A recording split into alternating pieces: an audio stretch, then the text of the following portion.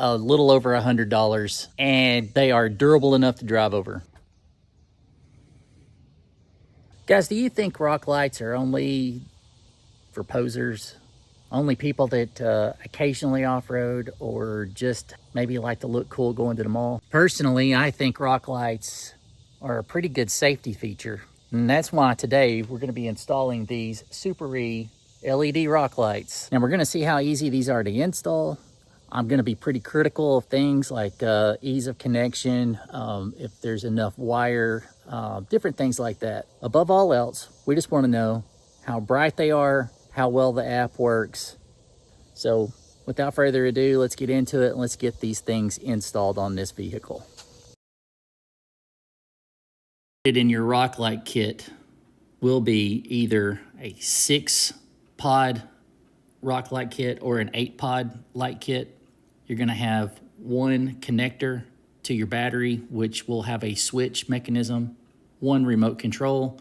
You're gonna have a few nuts and bolts, and you're also gonna have some zip ties. You're gonna need plenty of zip ties.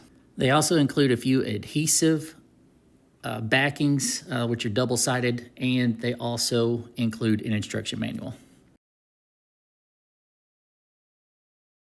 To begin, you're going to locate your battery. You're going to need a power source to continue from this point.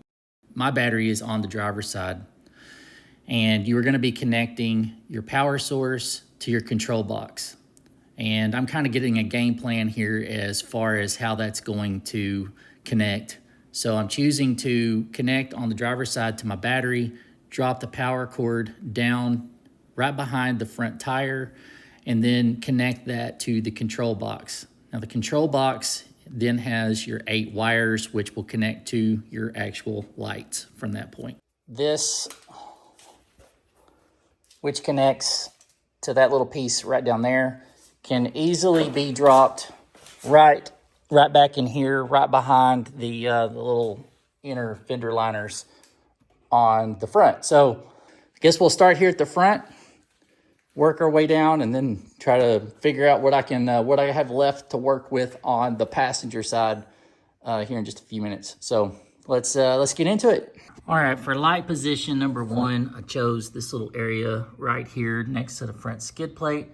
This gives me options as far as other places to potentially put the light when I go to permanently anchor it. Also, it gives me a path up and over the shock, and I can still work with this area back here to be able to keep that wire completely out of the way. And I can pick it up right here with where my controller will be in that vicinity of where that connection is made right there. All right, now we have the second pod mounted right here by the body mount, right along the frame edge. That's gonna actually probably be moved up to this point right up in here, which is nice, tucked up out of the way. And it just makes more sense for it to be in that general area. This will work for just getting it kind of like lined up and making sure all of my connections are gonna be suitable. The third one should be okay in this vicinity, somewhere right in here. So this is obviously going to be able to make it to there. And of course we have length on the back of the control box, probably has several feet that we have to play with as well. The further you get away from the control box, you're gonna have to be a little bit more strategic with your placement. I was able to use an extension and passenger side rear, I used the cross member. Eventually I can locate that up to the body of the vehicle in the thin metal with some self-tapping screws. Now the driver's side rear, I have this basically in a spot that's low hanging, and I realize that, but it will be moved eventually. One thing to consider is if you're not using an extension for your driver's side rear, you wanna make sure that you're very strategic with where you place your pod. I'm gonna probably end up putting that maybe up in the rear wheel well somewhere, just to ensure that I have enough length. With our 2 rears mounted, it's not time to turn our attention to the front passenger side. We're still using this point right here next to the skid plate because there's multiple places to mount that right there. I used the extension cable, just dropped it down in this hole. Okay. Pull that excess up. Terrible camera work. All right.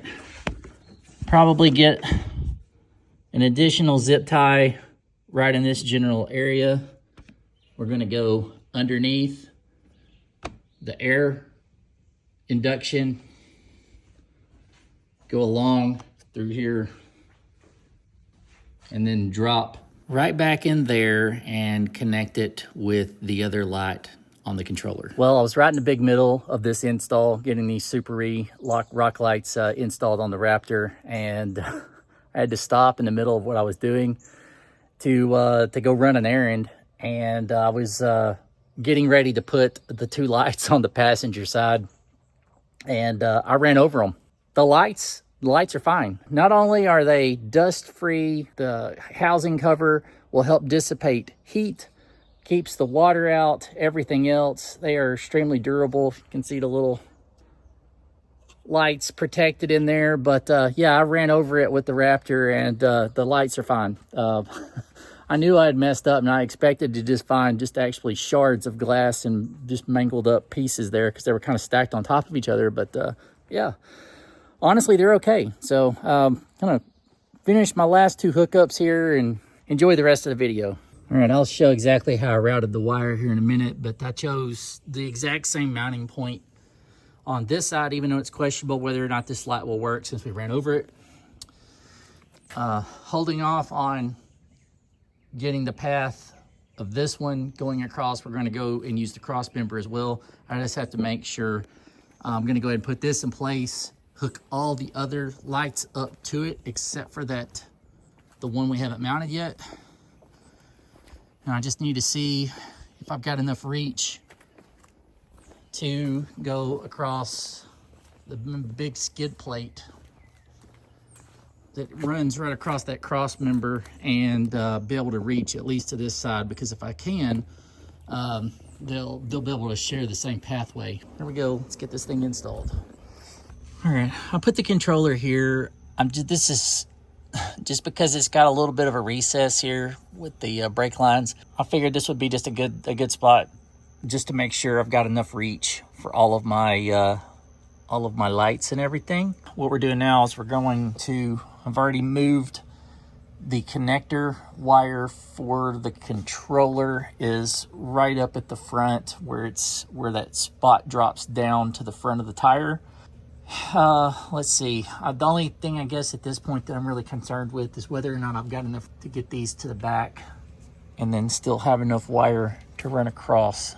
Probably got more than I need, but it looks like I'm going to be just almost cutting it short. All right, now this leaves us a couple of options here as far as getting these last two lights on the passenger side mounted. I'm just going to show you real quick how I ran my wiring back over to the controller. Now I got up on top of the frame, and then dropped down, and then I ran along this. You can see the path goes across, and that's the way it's under the exhaust. But you got a little bit of excess wire over here that's going to be pulled tight. We just routed the wiring up and over the frame just like we did here on that side, and then somewhere in the midpoint we have our connection made to the controller. This was the most difficult thing to do on this side.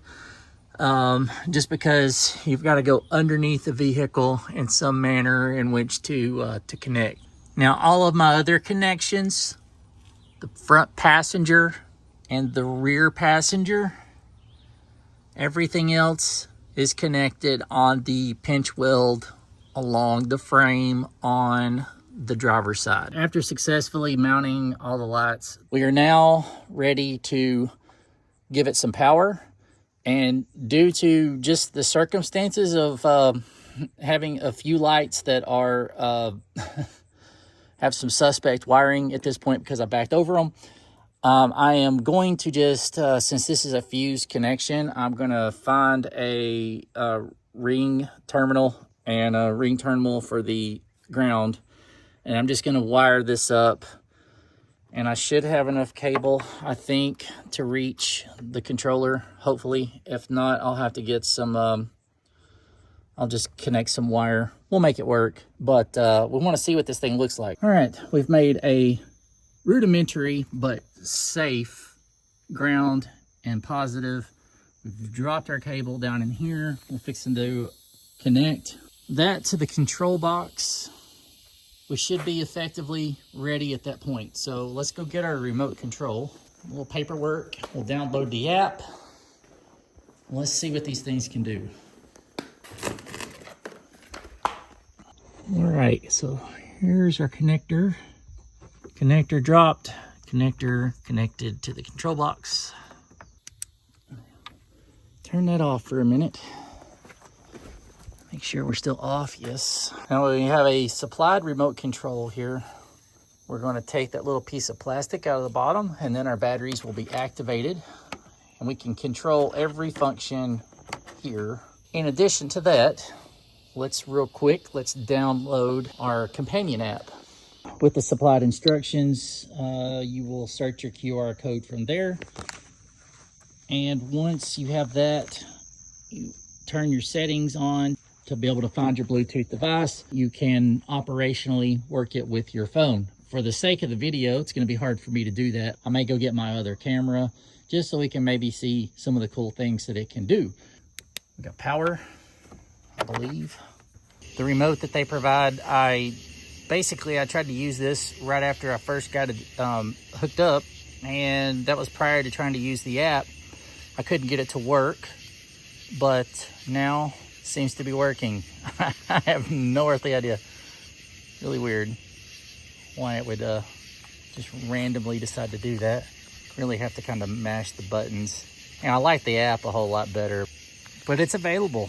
And these have got all your music settings, your timer, auto, all your different colors. Pretty neat, to be honest.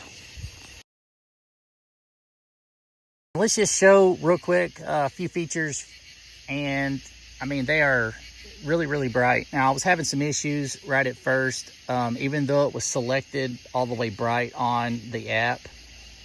It looked more like that, and I thought, my goodness, that is something is wrong with them. Turned it down, turned it back up a couple of times, and then it went full bright. And I was like, wow, that's a night and day difference. But you can see, I mean, if you're out trail riding, trying to basically keep your control arms or your differential, your spotter is going to be able to help you get that tire on top of the rock and through an obstacle a whole lot better when he has an idea of what he can see without having to hold a flashlight. Not only that, they look really, really cool. We're just running off of the app, so I'm controlling everything just directly off the app. Now it has styles.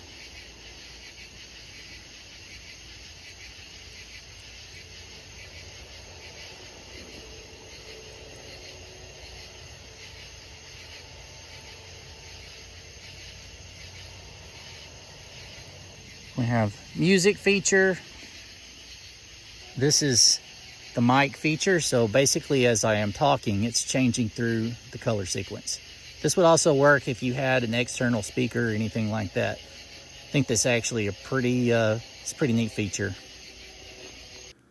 All right, guys, to summarize, the RGB color changing Suparee rock lights. Pros, price.